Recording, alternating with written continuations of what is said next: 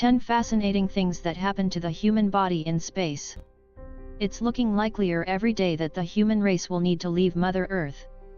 Whether that's some of us or all of us, it's inevitable that space travel will be an eventual part of our future.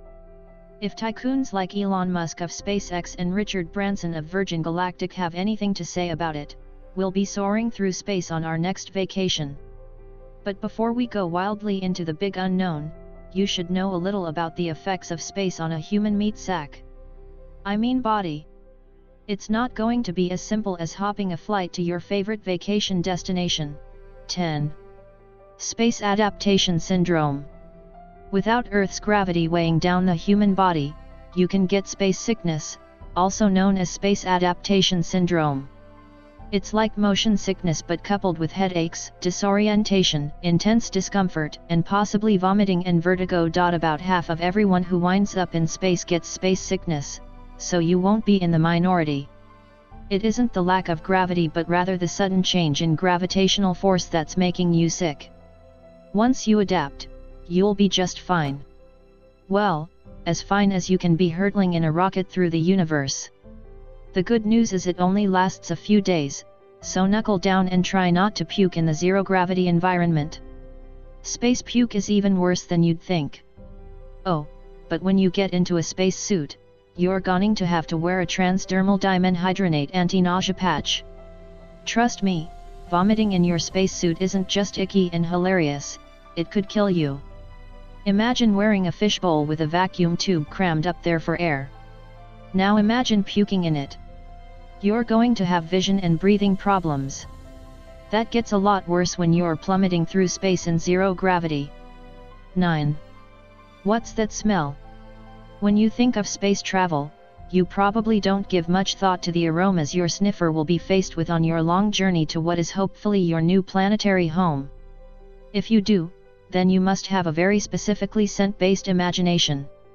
So what could the great big void possibly smell like? What majesty could so much wonder possibly evoke? Well, apparently, space smells like seared steak, burning metal, and gunpowder. Have you ever heard anything so manly in your life? Astronaut Don Petit said, "The best description I can come up with is metallic." NASA has hired chemist Stephen Pierce to recreate the space odor for training purposes. I think the biggest thing we're missing here is why hasn't Pierce marketed the smell of space? You could make your entire home smell like Randy Savage's Hope Chest. 8. You're gonna lose your fingernails. The phenomenon is called fingernail delamination. In a recent study, 22 astronauts reported lost fingernails. So no need to pack your nail clippers, unless you're a MacGyver type.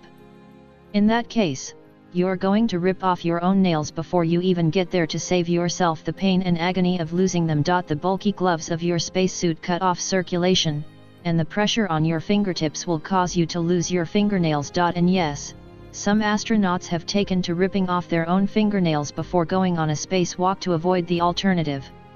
7. No snoring. You will stop snoring.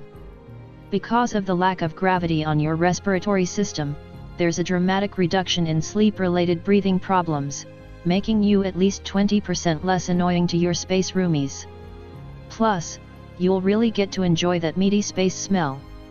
With little gravity to affect your tongue, you won't experience any blockage that normally causes snoring back on Earth. Let's call it one of the few positive effects. 6. Vision problems. After too much time in space, your vision will start to blur. The backs of your eyeballs flatten a bit, and your retinas change a little, too. It usually doesn't last, but for some people, it can take years to go back to normal. Out of 300 astronauts that came before you, about 23% experienced problems on a short-term flight and about 49% on longer flights. If we're moving to new planets, about half of you are going to have vision problems. To go along with the space sickness. And radiation. When you're weightless in space, the fluid goes to your upper body, and the increased pressure in your head will only slightly crush your optic nerves. Only a little. Not to worry, it's been an occupational hazard for years. You'll also experience our nifty friend cosmic ray visual phenomena, which causes the sensation of spontaneous flashes of light. Wow, is space travel starting to sound a lot like being at a rave?